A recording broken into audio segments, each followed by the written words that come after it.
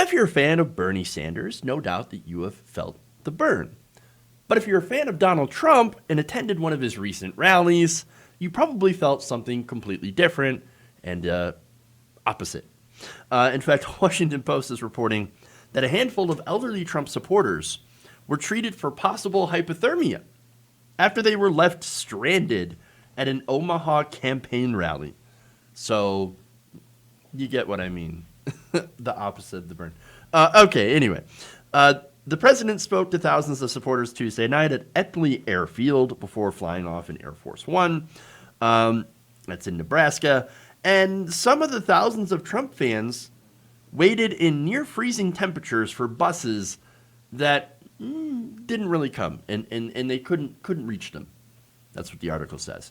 As a result, at least 7 attendees were taken to the hospital, according to an Omaha scanner monitoring service. So this is where we're getting this information from people who are basically monitoring police scanners. Fascinating. All right. Not only that, but they had heard that an ambulance was sent for a 65-year-old male who, quote, got a little excited about what President Trump was talking about and began to experience weakness. Okay. That's very interesting. I don't know. Okay. All right.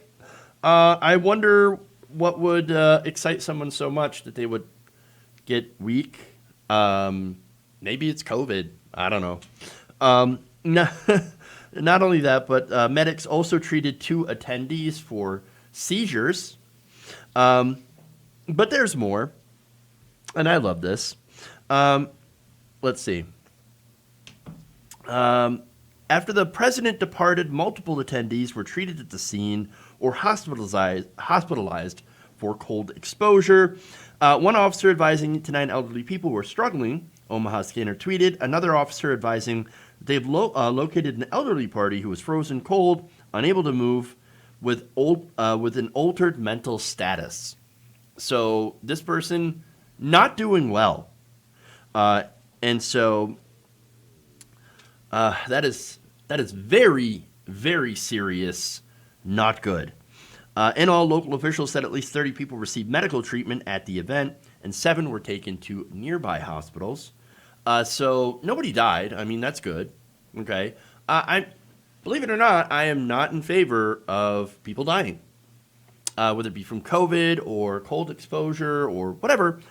So that's good. So now, what happened? How did these people get stuck at this campaign rally? Well, of course, what happens for a lot of rallies is people were bussed in. All right. There's a parking lot 3 to 4 miles away. People park their cars, and then they get, driven by bus to this airfield.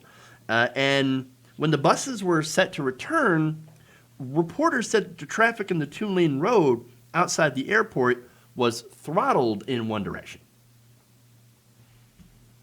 Now, the Trump campaign says, no, we had enough buses. No problem. It's just they couldn't get there. Is that the truth? Look, when it comes to the Trump administration, you never really know. According to CNN's Jeff Zeleny, he had overheard, and this is from his Twitter account, he overheard a police officer saying at one point that another 30 buses were needed. So, did they have enough buses? Did they not have enough buses? Did they not pay people to drive the buses? I don't know. But eventually, it got so bad that police had intervened, and they began shuttling people to their cars to get them out of the cold. And it took until about after midnight, about 3.5 hours after Trump left the rally, that the rally site was actually cleared of people who were frozen. So now my question is, who's going to reimburse the taxpayer for that? I mean, that's not free. Cops aren't a taxi. They're not Donald Trump's personal busing service. In fact, that's our money. That's taxpayer money. That's going to take his fans back to their cars because Donald Trump's buses. And by the way, if traffic was so choked, then how were the police officers able to go and start shuttling people back and forth? No, there's something a little bit more going on here. All right. And by the way, the buses, and why this is important, why I ask, who's going to pay for that? Buses are a campaign service. The campaign should be paying for that, not us. But what's interesting is, and I've reported on this before, Donald Trump's campaign is broke. Okay, they are not getting a lot of money. In fact, they've had to pull their ads. I believe they stopped running ads in Florida. They're not running ads in Florida. Why would you not run ads in Florida? Or you think, no, Florida's on lock, so we don't have to spend any money there. Okay, but why did they spend money in Washington, D.C. market? It's because Donald Trump likes seeing himself on TV. No, this is bad. They could not afford the buses. They couldn't afford the buses. That's what's going on here. I mean, and so here we have him, basically, his campaign is freeloading off the cops, off the taxpayers, in order to shuttle people back and forth, who may or may not be freezing to death. So that's great. And look, of course, this is who Donald Trump is. As I've explained in so many videos, that he is the poorest billionaire we've ever seen. And because he doesn't pay people he owes. He's stiff bus drivers, contractors, entertainers. He has failed to pay cities, entire cities. The guy still owes money from 2016 for providing security. That's your money, by the way. He's just not, I'm not going to pay you. Screw you. I'll just declare bankruptcy later. Because that's what he's always done. He'll go and rack up a ton of debt, not pay it, and then go bankrupt. And stick you with the bill. Haha, you guys are suckers. I'm not going to pay you shit. Poorest alleged billionaire ever. I mean, come on. Donald Trump's a mooch. And this is a rally where a bunch of his supporters got stranded and nearly froze to death. And that's basically a microcosm of what he's done to the entire country as a result of coronavirus. I mean, it's not my problem. It's not my problem. Well, it's your problem now. I did the bare minimum and got you here. Now it's up to you because I'm not giving you any help. Gee, thanks, Mr. President. Appreciate it.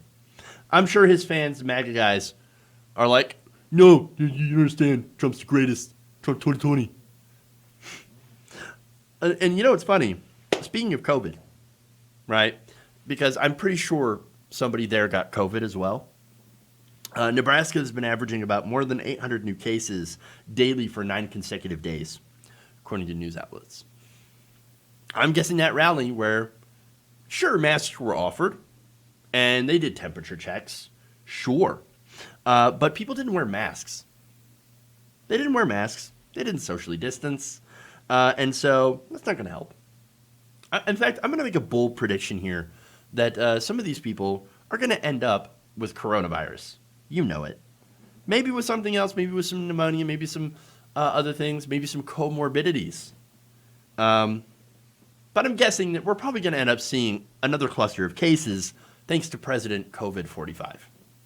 If you enjoyed this video, please give us a like and share with your friends. You can subscribe and help out the channel by becoming a patron. It's patreon.com/Jeff Waldorf, or you can become a channel member as well by hitting the join button below.